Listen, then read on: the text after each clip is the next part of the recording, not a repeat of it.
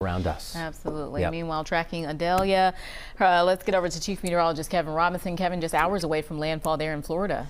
Yeah, tomorrow night this time we'll be talking about what the aftermath is of Idalia, as it looks like we're talking landfall first thing tomorrow morning. So here's the latest. Right now, Category 2 storm, just 1 mile per hour shy of being a Category 3. And the latest update, as we've had some rapid strengthening of the storm throughout the evening so far, likely now to come ashore as a Category 4, a low-end Category 4 hurricane. But let's not get caught up on 3s or 4s, because the impacts here are pretty much already going to happen regardless of whether it's a 3 or a 4. And the most concerning part of this is the fact that we're talking about a catastrophic storm surge here on a part of the Florida coast that is very storm surge prone. By that, I say the continental shelf underneath the Gulf of Mexico. Water's relatively shallow in the Gulf of Mexico, relatively speaking, okay? And with a storm of this intensity, anyone to the right of the center of that storm, which basically is going to be anyone from St. Marks, Florida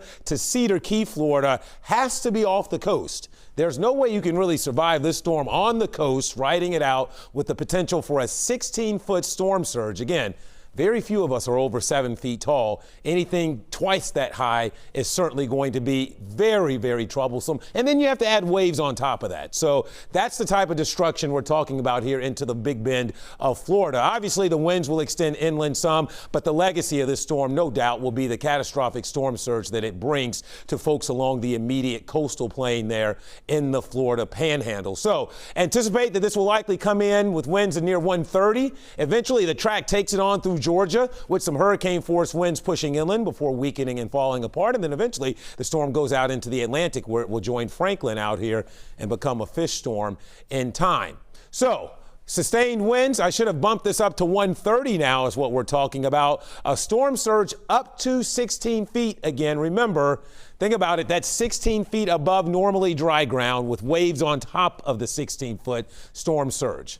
That's why I added that in there. Flooding, yes, a problem, but they need some rain down there. So some of the inches of rain will prove beneficial, but a little bit of too much of a good thing, so to speak. If there's any silver lining here, it's the fact that this storm is coming in a lot of areas that's wildlife refuge, swamps, so to speak. So there are small towns there, but the population density is far less. But that's why it's equally as significant that you have to get away from the coast in that part of the Florida Panhandle there with this type of storm coming in. All right, here closer to home tonight, things are much quieter. We've got a cold front. We had some showers trying to come our way. Those are falling apart, but that cold front's going to bring in some refreshing and cool air for August the next 2 days. Highs will only be in the 70s before we crank up the heat going into the weekend.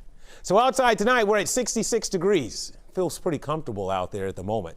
Temperatures are generally in the 60s, a few areas in the upper 50s, but most of us generally in the mid 60s here tonight. We'll settle our way back overnight close to a low of about 60, and then we should have ourselves a beautiful Wednesday weather-wise around here.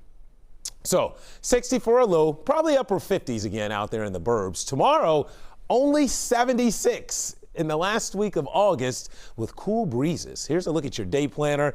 A fantastic hump day for you from start to finish. All right, here's your 7-day forecast. And you know what? It's going to get a little dry. I have no rain in the forecast for the foreseeable future. And that means, because it is still August going into September and still summer, that we're going to start cranking up the heat again with some 90s in here by the Labor Day weekend. It is still summer. Yeah, but I love 76. Love 76 for a high tomorrow. Kevin.